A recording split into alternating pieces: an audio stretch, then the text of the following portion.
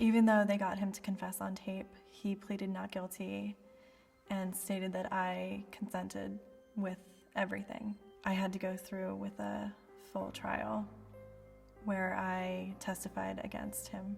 And that was one of the hardest things I've ever had to do in my life, to face him in court.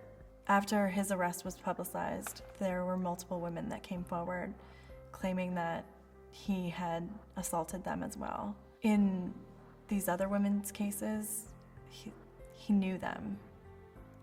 I was the only stranger that he had done this to, that we knew of. One was a friend from high school that he had locked up in a closet and tied up. Another one were previous girlfriends who he would do the same things to. One was a guitar student who was underage that he tied up with his guitar strings. Just all these crazy stories. The detectives basically assured me that if he wasn't guilty for mine, that they would recharge him on multiple other cases to keep him behind bars.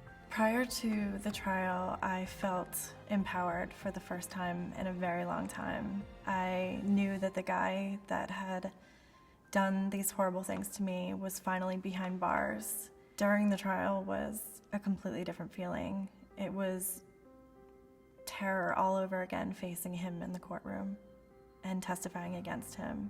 The thought of him getting away with what he did to me was terrifying. I can't imagine having to have him on the streets again after so many years of living in that fear. So many people said that I was so strong for being able to get up on the stand and to testify against him. I can't imagine it any other way. I can't imagine giving up or not wanting to testify to put him behind bars. It was the scariest thing I've ever had to do, but I am so happy I had the strength to do it. If I didn't move on with my life and let him make me live my life in fear, I never would have gone back to school. I never would have met the people who led me to him and putting him behind bars. He would still be on the streets right now.